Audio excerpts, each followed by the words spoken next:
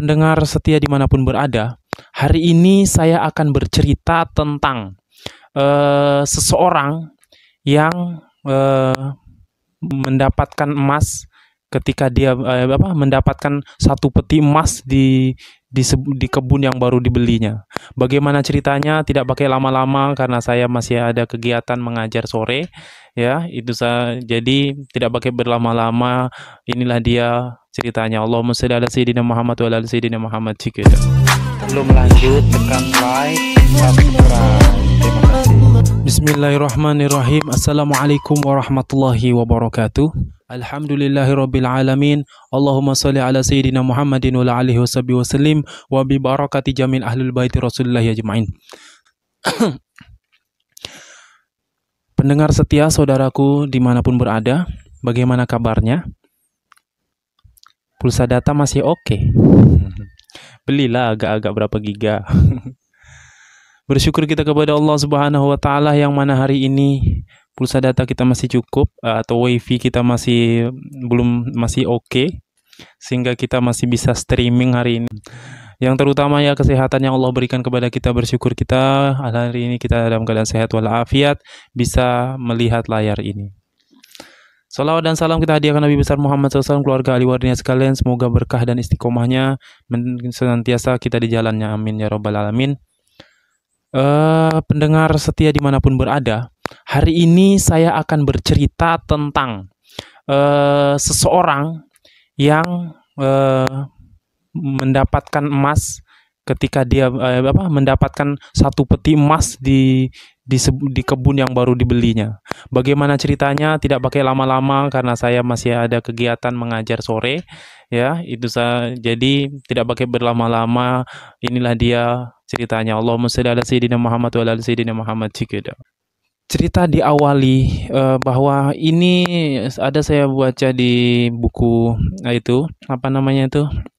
kisah orang soleh, bahwa yang dikisahkan oleh Nabi SAW bahwa dulu ada orang dia membeli tanah dari saudaranya.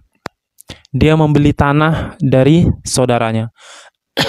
Maksudnya dari orang Islam lain lah, atau orang Muslim lain. Masa itu orang yang beriman juga lah. Paham lah, tak perlu jelaskan. Artinya dia beli tanah, itu aja, paham sudah. Jadi dia beli tanah,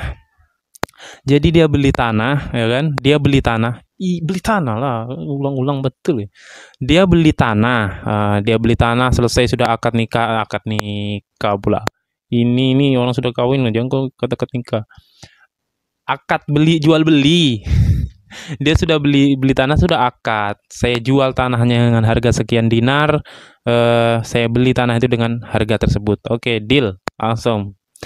Setelah tanah itu dibeli, maka dia pun mengolahnya. Dia mulai mau menanam, mau mengolah tanah itu, bercocok tanam. Pokoknya pahamlah kita bertani bahasa kita.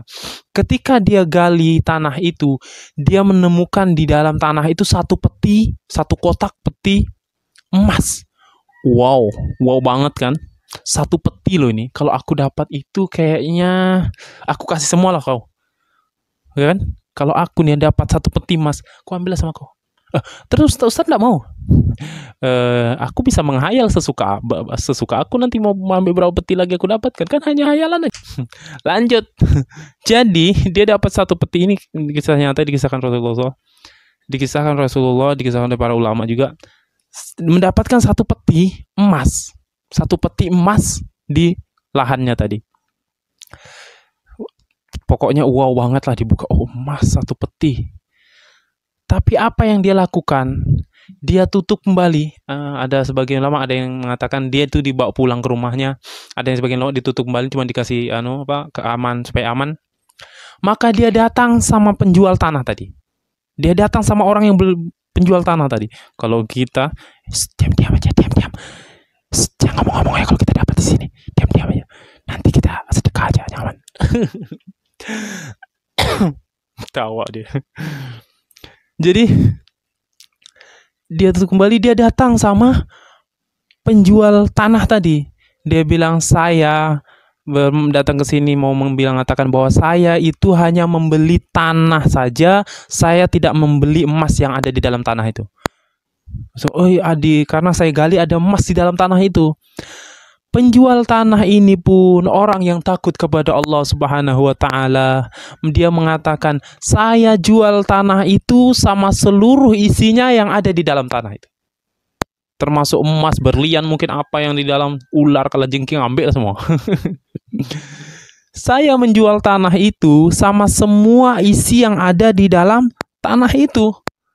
Tapi pembeli tanah ini tetap mengatakan, saya tetap tidak mau mengambil emas itu, karena saya hanya membeli tanah, saya tidak membeli isi di dalam tanah itu. Saya tidak membeli emas yang ada di dalam tanah itu. Maka mereka pun berdebat, kau ambillah emas itu karena emas itu kau punya, kau yang punya tanah, dia bilang. Penjual mengatakan, kau sudah beli, aku jual sama semua isi-isi yang ada di dalam tanah itu. Tetap berdebat, akhirnya mereka memutuskan, sudah kalau begini kita pergi ke pengadilan, bagaimana keputusan nanti di pengadilan, hakim yang memutuskan. Baiklah, sepakat mereka. Akhirnya mereka pun mendatangi pengadilan atau hakim, bahasanya paham lah, tak perlu dijelaskan. Seorang penegak hukum, hakim di situ. Mereka datang dan mereka menceritakanlah kejadiannya, bahwa saya yang jual tanah nih, saya dulu jual tanah sama dia dan dia beli dengan harga dan kesepakatan. Namun setelah tanah itu dikelola, digali, ada emas di dalam tanah itu, dia mau kasih emas itu sama saya bilang saya jual tanah itu sama isi-isinya, tapi dia tetap tidak mau ambil emas itu. Saya pun tidak mau ambil karena bukan emas saya, dia pun tidak mau ambil karena dia hanya beli tanah. Bagaimana ini? Hakim itu berpikir sejenak dan mengatakan, kalau kamu tidak mau ambil emas, kalau aku hakim nih, kalau aku hakim, sudah, kalau kau tidak mau emas itu, kau juga tidak mau kan, emas yang jual tanah tidak mau emas itu kan, kau yang beli tanah tidak mau juga, sudah, kasih saya aja. Tapi hakim ini dengan bijaksananya, dengan hakim yang takut juga kepada Allah Subhanahu wa Ta'ala, jangankan suap, jangankan dia mengambil kebijakan ini pun betul-betul mencari ridho Allah Subhanahu wa Ta'ala. Sehingga dia mengatakan, hakim itu dengan bijaksananya mengatakan, apakah di antara kalian ada yang memiliki anak? Benar, saya memiliki anak.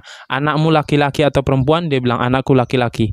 Maka ditanya, kau penjual tanah, apakah kau memiliki anak perempuan? Benar, saya memiliki anak perempuan.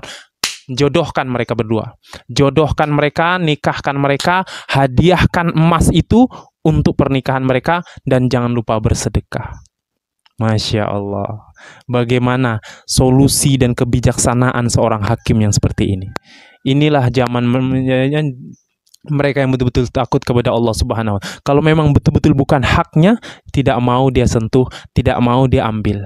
Mudahan kita bisa mengambil hikmah dari cerita ini, bahwa kita betul-betul hanya takut kepada Allah Subhanahu wa Ta'ala, dan rezeki kita berlimpah, banyak rezeki kita, banyak emas kita untuk membantu orang-orang Islam, perjuangan Islam, perjuangan dakwah. Punya harta, bantu tuh pesantren, bantu tuh masjid yang mau dibangun. Ceramah pula ceritanya. Itulah hikmahnya dari sini. Mudahan kita bisa istiqomah menjaga diri dari yang haram, dan juga bisa istiqomah ibadah kepada Allah Subhanahu wa Ta'ala.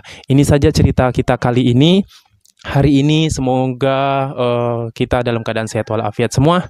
Jangan lupa untuk tekan subscribe, like, dan notifikasi supaya tidak ketinggalan cerita-cerita menarik dari kami. Saya mewakili kru, tim, sama lah itu, tim Sukarjiku yang bertugas hari ini, mengucapkan terima kasih. Wallahu musta'an. Wassalamualaikum warahmatullahi wabarakatuh. Belum lanjut, tekan